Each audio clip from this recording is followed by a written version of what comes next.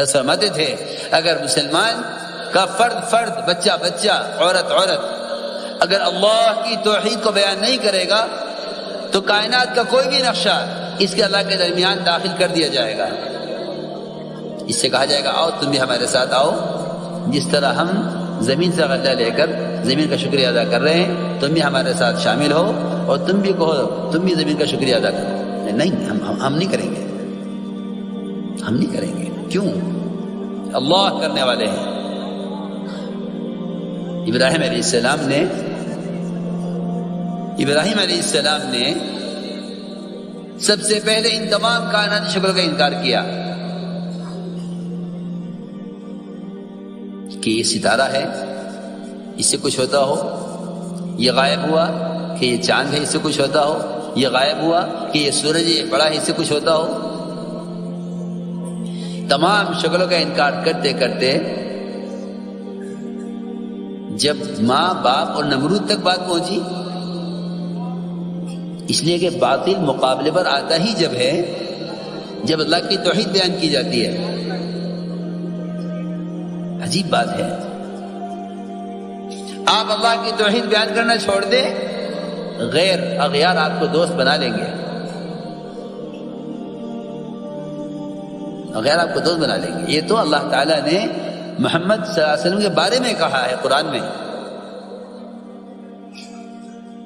کہ اگر آپ نے ان کی بات تسلیم کر لی اور آپ نے توحید کا بیان کرنا چھوڑ دیا تو یہ آپ کو دوست بنا لیں گے. قرآن کہہ رہا اذا لاتخذوک خلیلا، یہ تو آپ کو دوست بنا لیں گے. ان کے آپ کو دوست بنانے میں صرف اتنی سی بات ہے، وہ یہ نہیں کہیں گے آپ نماز نہ پڑھیں، وہ یہ نہیں کہیں گے کہ آپ روزہ نہ رکھیں، وہ یہ نہیں کہیں گے آپ زکوٰۃ نہ دیں. وہ یہ کہتے ہیں کہ آپ بس اللہ کی توحید کو بیان کرنا چھوڑ دیں، ہماری آپ کی کوئی لڑائی نہیں ہے، ہم آپ کو دوست بنا لیں گے، ہم آپ کو دوست بنا لیں گے. آپ بس یہ کہنا چھوڑ دیں کہ اللہ سے ہوتا ہے. جھگڑا سارا اسی پر تو تھا. آپ صرف اتنا کہہ دیں کہ ان شکلوں سے ہوتا ہے، ہم آپ کو دوست بنا لیں گے. جھگڑا سارا اسی پر ہے، جھگڑا سارا اسی پر ہے. میں عرض کر رہا کہ ابراہیم علیہ السلام نے شکل کا انکار کرتے کرتے یہ بات پہنچی نمرود تک کہ انہیں کون پالتا ہے. اللہ مجھے معاف فرمائے، ہم اپنے مسائل کو لے کر غیروں کی طرف اس امید پر جا رہے ہیں کہ ان سے ہمارے مسائل حل ہو جائیں. اللہ کے غیر سے امید کرنا، اللہ ایسوں کو اپنے غیر کے حوالے کر دیتے ہیں. صحیح حدیث سے فرمایا ہے اگر ابن آدم اللہ کے غیر سے امید نہ کرے اللہ اسے کبھی غیر کے حوالے نہیں کریں گے، اور اگر اسے غیر سے امید کرے تو اللہ رب العزت اپنے غیر کو اس پر مسلط کریں گے، غیر کو اس پر مسلط کریں گے، کر کے دکھلائیں گے. یہ ساری ذلت اور تسلط صرف اس لیے ہے کہ اللہ کی توحید کو بیان نہیں کرتے. اس کی توحید کا بیان نہ کرنا کائنات کے نظام کو اس کے غیر سے جوڑ دینا ہے. جب بات پہنچی نمرود تک کہ اچھا یہ ہمیں رزاق نہیں مانتے، ان کا کھانا بند کرو، انہیں ماننا پڑے گا، ان کا کھانا بند کرو، انہیں ماننا پڑے گا کہ ہم رزاق ہیں. ہم تو اللہ تعالیٰ کی قدرت کو، ہم اللہ تعالیٰ کی قدرت کو زمین سے غلہ اگنے کی شکل تک ہی سمجھیں، حالانکہ نہ یہ قدرت ہے اور نہ یہ قدرت کے تعارف کے لیے کافی ہے. نہ یہ قدرت ہے اور نہ یہ قدرت کے تعارف کے لیے کافی ہے، ہرگز نہیں.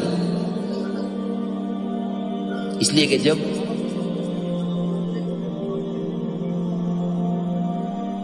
کمائی کے نقشوں پر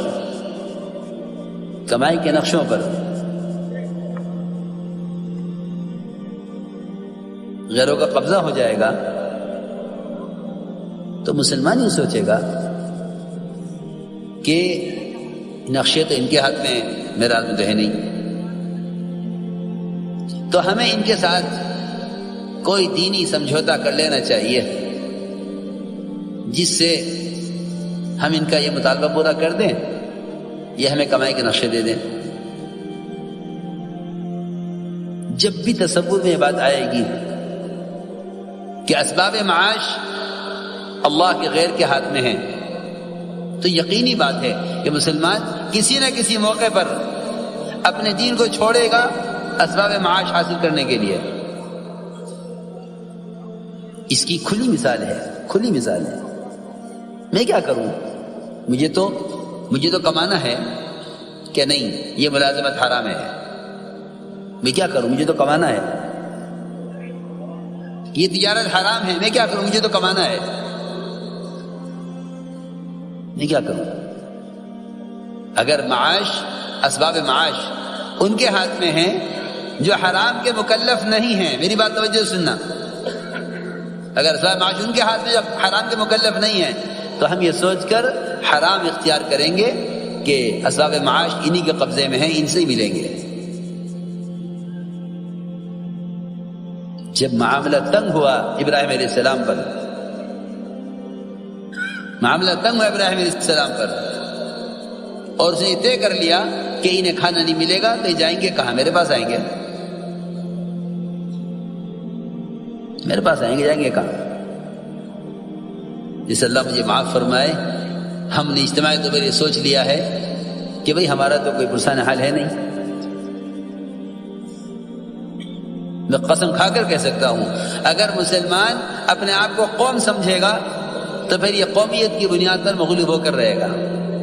مسلمان قوم نہیں ہے، اسلام قومیت کا نام نہیں ہے، اسلام قومیت کا نام نہیں ہے، اسلام اطاعت کا نام ہے۔ مسلمان کسی قوم کا نام نہیں ہے۔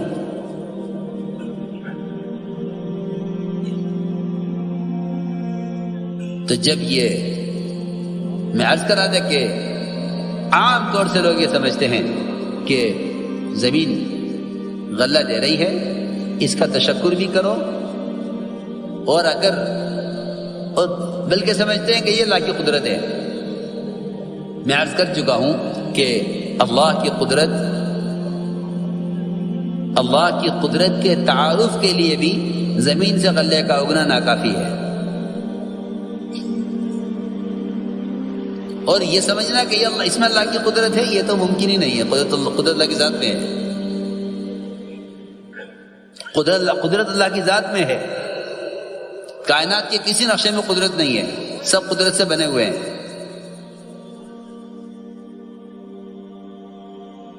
بلکہ جب ابراہیم علیہ السلام کے لیے کھانا بند ہو گیا، صرف اس لیے تاکہ مجبور ہو کر ہمارے پاس آئیں، مجبور ہو کر ہمارے پاس آئیں۔ اللہ کی شان، اللہ نے یہ دکھلایا کہ ان کے ہاتھ میں تو وہ رزق ہے، ان کے ہاتھ میں تو وہ رزق ہے جو ہم زمین سے اپنی قدرت سے اگا چکے ہیں، ہم زمین سے اپنی قدرت سے اگا چکے ہیں۔ ہماری قدرت یہ نہیں، ہماری قدرت یہ نہیں کہ ہم زمین سے غلہ اگا رہے ہیں، ہم تمہیں اپنی قدرت سے کھانا دیتے ہیں۔ جو بوری مٹی کی بھری ہوئی گھر کی مرمت کے لیے لا کر رکھی گئی تھی، اللہ نے اس پوری مٹی کی بوری کو آٹے میں تبدیل کر دیا۔ رزاق ہم ہے، رزاق ہم ہے۔ تو ہماری قدرت کی اہمیت سمجھو کہ ہم زمین سے غلہ دینے کے پابند ہیں۔ اس لیے میں عرض کر رہا ہوں، کائنات اللہ کا ضابطہ نہیں ہے، کائنات اللہ کا ضابطہ نہیں ہے، اللہ کا ضابطہ اللہ کا دین ہے۔ تم حکم پورا کرو، ہم تمہیں قدرت سے پالیں۔